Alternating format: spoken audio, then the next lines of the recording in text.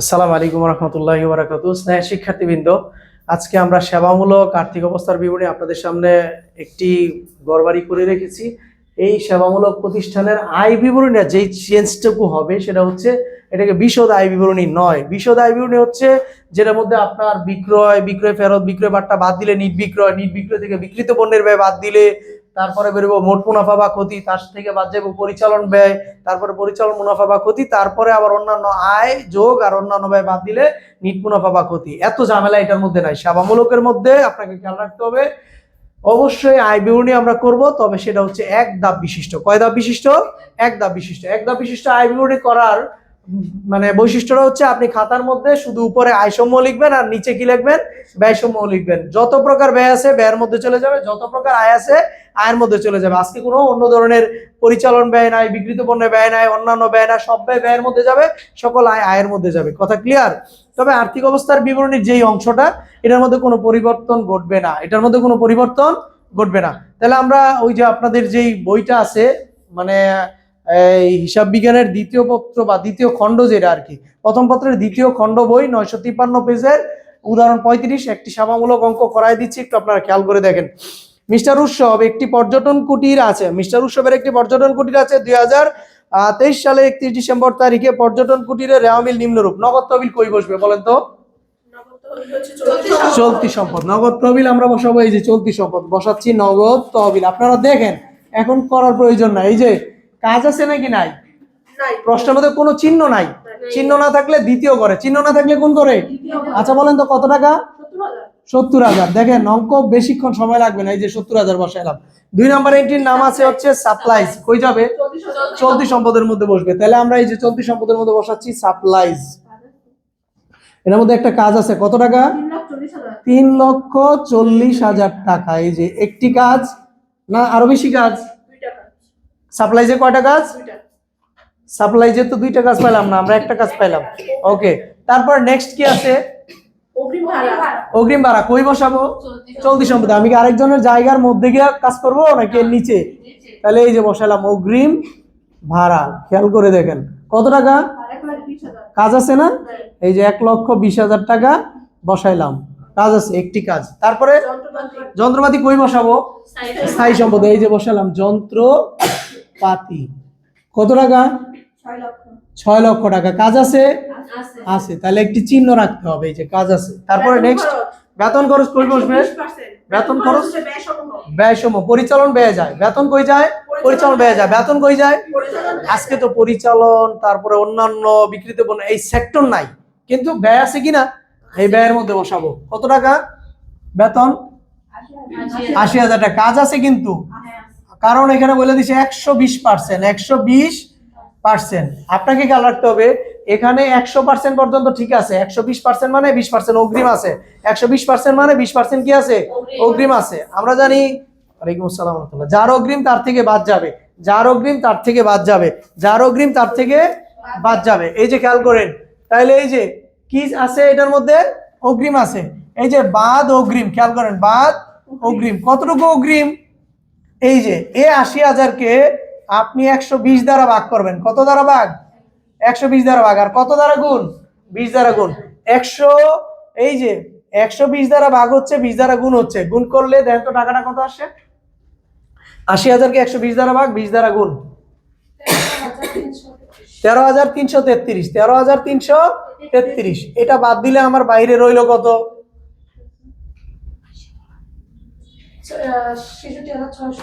66,667 টাকা। ওকে, আমি বসাইলাম। আচ্ছা, এটা তো সমন্বয়। এই 120% কি সমন্বয়? যার অগ্রিম তার থেকে বাদ যাবে, যার অগ্রিম তার থেকে বাদ যাবে। আর অগ্রিম খরচ চলতি সম্পদে যাবে। অগ্রিম খরচ কই যাবে? এই যে আরেকজনের জায়গায় যাবে না, আমি অন্য জায়গায় লিখবো। এই যে লিখতেছি অগ্রিম বেতন। অগ্রিম বেতন টাকার পরিমাণ 13,333 টাকা। বুঝতে পারলাম? আচ্ছা, সমন্বয় মানে দুইবার। সমন্বয় মানে কি কয়বার? আচ্ছা, আকার ইঙ্গিত যে দেওয়া থাকে, পার্সেন্টেজ, মাস, এগুলা কি সমন্বয়? বুঝছি না।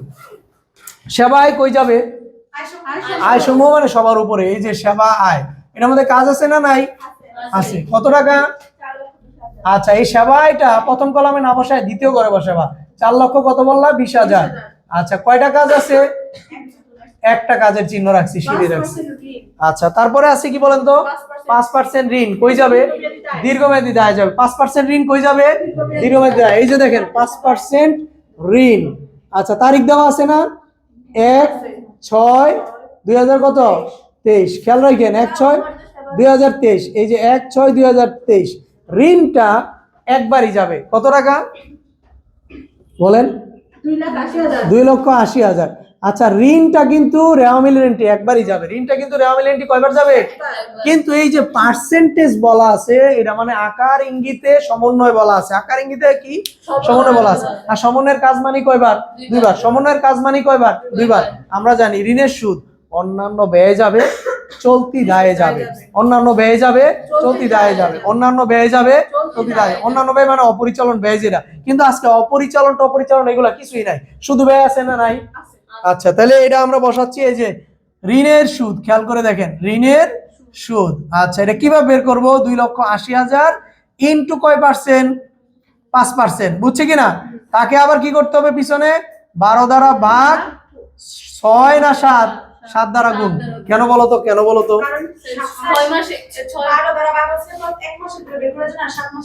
এখানে 7 মাস কেমনে বলো তো? অনেকে মনে করবো 1/6 মানে তুমি ভাবতেছো মনে হয় 6 মাসের। না, জুনের 1 তারিখে ঋণ নিছি, তাহলে জুন মাস শেষ হইলে কি সুদ দিব না দিব না? তাহলে জুন দিব, জুলাই দিব, আগস্ট দিব, সেপ্টেম্বর দিব, অক্টোবর দিব, তারপরে এই যে নভেম্বর, ডিসেম্বর, মোট 7 মাস দিব। কয় মাস দিব? 7 মাস। তাই আমরা এই যে 2,80,000 উপর 5% দিলে 1 বছরেরটা আসছে, এটাকে 12 দ্বারা ভাগ, 7 দ্বারা গুণ করলে 7 মাসেরটা আসছে। টাকার পরিমাণটা কত? ঋণের সুদ এত কম হওয়ার কথা না, একটু দেখো। 2,80,000 ইন্টু 5%, এটা আসবে 14,000। 14,000কে 12 দ্বারা ভাগ, 7 দ্বারা গুণ, 8,167। 8,167 টাকা। আচ্ছা, ঋণের সুদ এটা সমন্বয় না, একবারই যাবে না 2বার যাবে? তাহলে এই যে একবার অন্যান্য ব্যয় গেছে, আর একবার চলতি দায়ে যাবে। যে ঋণের সুদ বকেয়া, ঋণের সুদ বকেয়া মাত্র হিসাব করতেছি, এখনো পরিশোধ করি নাই, এজন্য বকেয়া 8,167। আচ্ছা, আমরা কি বুঝতে পারছি? আচ্ছা, তারপরে অনুপার্জিত, একটা কি বাদ দিয়ে গেছিলাম? আচ্ছা, অনুপার্জিত সেবায় কই যাবে? চলতি দায়ে যাবে। অনুপার্জিত সেবায় কই যাবে? চলতি দায়ে। এই যে অনুপার্জিত সেবা আয়, অনুপার্জিত সেবা আয়, এটা কই যাবে? চলতি দায়ে। কাজ আছে, বলেন তো কত টাকা? 1,50,000 টাকা। অনুপার্জিত সেবা আয় চলতি দায়ে যাবে 1,50,000 টাকা। বসাইলাম। কাজ আছে না? কাজ আছে। তারপরে 5% ঋণ তো শেষ। প্রাপ্য হিসাব কই যাবে? চলতি সম্পদে। এই যে প্রাপ্য হিসাব আমরা লিখবো, প্রাপ্য হিসাব কত টাকা? 1,80,000। আচ্ছা, কোনো কাজ আছে না? 1,80,000 টাকা বসাইলাম। প্রদেয় হিসাব কই যাবে? চলতি দায়। এই যে আরেকজনের জায়গা দখল করব, তাহলে এই যে বসাচ্ছি প্রদেয় হিসাব। কত টাকা? 1,00,000 টাকা। কোন কাজ নাই? আচ্ছা, তারপর নেক্সট। আচ্ছা, উত্তোলন ও মূলধন। উত্তোলন মূলধন থেকে বাদ যায়। উত্তোলন কই থেকে বাদ যায়? তাহলে আগে তো মূলধন বসাবো। এই যে মূলধন, মূলধন কত? মূলধন হচ্ছে 5,00,000 টাকা। 5,00,000 টাকা। এই যে মূলধনের মধ্যে 2টা কাজ আছে। কয়টা কাজ আছে? 2টা। এই যে দেখেন 2টা সিঁড়ি রাখলাম। কয়টা সিঁড়ি রাখলাম? 2টা সিঁড়ি রাখলাম। প্রথমে বাদ উত্তোলন আছে। উত্তোলন কত টাকা? 60,000। 60,000 টাকা। বাদ দিলে রইল 4,40,000 টাকা। বাদ দিলে রইল 4,40,000 টাকা। বুঝছি না? বুঝছি না? রেওয়া মিল এন্ট্রি শেষ। এবার সমন্বয় প্রত্যেকটা কয়বার করে বসাবো? 2বার করে। খেয়াল করে দেখেন, অনুপার্জিত সেবায় 10,000 টাকা উপার্জিত হয়েছে। অনুপার্জিত সেবায় কি হয়েছে? অর্জিত হয়েছে। তাহলে অনুপার্জিত সেবায় থেকে বাদ যাবে। অনুপার্জিত সেবায় থেকে কি যাবে? বাদ যাবে। অনুপার্জিত সেবায় থেকে কি যাবে? বাদ যাবে। খেয়াল করেন, তাহলে মাইনাস এই যে সেবা আয়, মাইনাস কি? সেবা আয়। কতটুকু সেবা আয় হয়েছে? 10,000 টাকা। 10,000 হইলে বাইরে রইল কত? 1,40,000 টাকা রইল। এই আয়টা আরেকবার কই যাব? সেবায়ের সাথে গিয়ে যোগ হবে। সেবায়ের সাথে গিয়ে কি হবে? যোগ হবে। এই যে যোগ অর্জিত সেবা আয়, অর্জিত সেবা আয়। আচ্ছা, 10,000 টাকা আয় হয়েছে, তাহলে বাইরে রইল 4,30,000 টাকা। এই বুঝছি, প্রথম সমন্বয়টা বুঝছি। আচ্ছা, 2 নম্বর সমন্বয় বলছে অব্যবহৃত সাপ্লাইজের পরিমাণ 60,000 টাকা। আচ্ছা, অব্যবহৃত বুঝছেন, আপনার ব্যবহার করেন নাই 60, তাহলে সাপ্লাইস কেনার সময় কিনছিলাম কত? 40। এটা কিন্তু সম্পদে বসাইছি। কই বসাইছি? সম্পদে। খেয়াল করেন, তাহলে 3,40,000 টাকার মধ্যে ব্যবহার হয় নাই 60, তাহলে ব্যবহার হয়েছে কত? 2,80,000। 3,60,000 3 লাখ কত? 40,000 মধ্যে ব্যবহার হয় নাই কত? 60,000। তাহলে ব্যবহার হয়েছে কত? 2,80,000 ব্যবহার হয়েছে। এই যে বাইরে থাকবো 60,000 অব্যবহৃত, তাহলে খরচ হয়েছে কত? 2,80,000 টাকা। এখানে লিখবো মাইনাস সাপ্লাইস খরচ, মাইনাস সাপ্লাইস খরচ বা ব্যয়। আচ্ছা, সাপ্লাইস খরচ লিখলাম। এই ব্যয়টুকু আবার কি ব্যয় যাবে না? এই ব্যয়টুকু কি আবার ব্যয় যাবে না? এই যে বসাচ্ছি সাপ্লাইস খরচ, সাপ্লাইস খরচ। পরিমাণটা কত? 2,80,000 টাকা খরচ। নেক্সট, অগ্রিম ভাড়ার 4 ভাগের 3 ভাগের মেয়াদ উত্তীর্ণ হয়েছে, মানে খরচ হয়েছে। অগ্রিম যখন দিয়েছিলাম তখন সম্পদ ছিল, কিন্তু এখন 4 ভাগের 3 ভাগ কি হয়েছে? খরচ হয়ে গিয়েছে। তাহলে মাইনাস ভাড়া খরচ। ভাড়া খরচ কতটুকু? 4 দিয়ে ভাগ 3 দিয়ে গুণ। 1,20,000কে 4 দিয়ে ভাগ 3 দিয়ে গুণ, তাহলে 90,000 টাকা। কত আসবে? 90,000 টাকা। এই 90,000 বাদ গেলে বাইরে রইলো কেবল 30,000 টাকা। আচ্ছা, এবার এই যে ভাড়া খরচ হয়েছে, এই খরচটা আবার কই যায় বসবে? ব্যয়সমূহের মধ্যে গিয়ে বসবে। লিখলাম ভাড়া খরচ 90,000 টাকা। তারপর নেক্সট যে সমন্বয়টা সেটা ছিল যন্ত্রপাতির উপরে 10% অত্যাচার করতে হবে, মানে অবচয় ধরতে হবে। যার অবচয় তার থেকে বাদ যাবে। যন্ত্রপাতির অবচয় যন্ত্রপাতি থেকে কি করব? বাদ দিব। মাইনাস পুঞ্জীভূত অবচয়, মাইনাস পুঞ্জীভূত অবচয়। আচ্ছা, এবার কয় পার্সেন্ট অবচয়? 10%, মানে 60,000 টাকা। 6 লাখ না?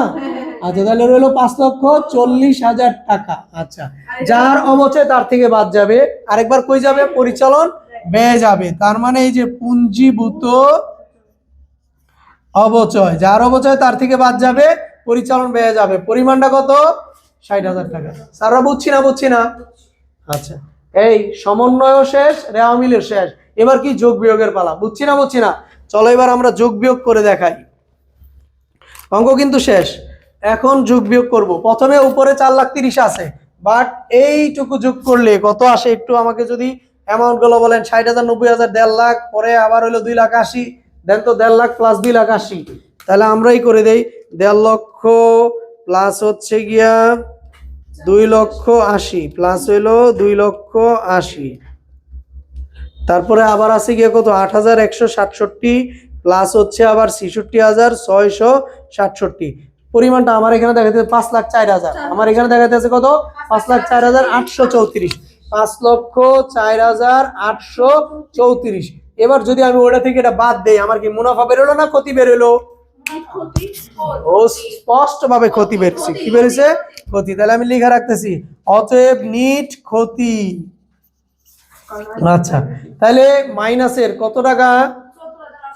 74,834 টাকা ক্ষতি হয়ে গেছে। ব্যবসা করলাম, ক্ষতি হয়ে গেছে। আচ্ছা, ক্ষতি হোক আর লাভ হোক, মূলধনের সাথে গিয়ে এটার কাজ হবে। যদি নিট মুনাফা হয় মূলধনের সাথে যোগ হবে, আর নিট ক্ষতি হলে মূলধন থেকে বাদ হবে। তাহলে মাইনাস এই যে নিট ক্ষতি। আচ্ছা, এবার নিট ক্ষতি হলো 74,834 টাকা। 834 টাকা।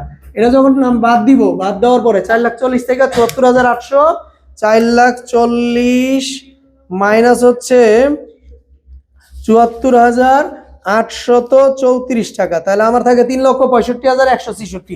3 লক্ষ কত? 3,65,000, 3,65,166 টাকা। আচ্ছা, এর সাথে 2,80,000 যোগ, 8,100 এত যোগ, তারপরে তৃতীয় কলামে চলে যাবে। শেষ।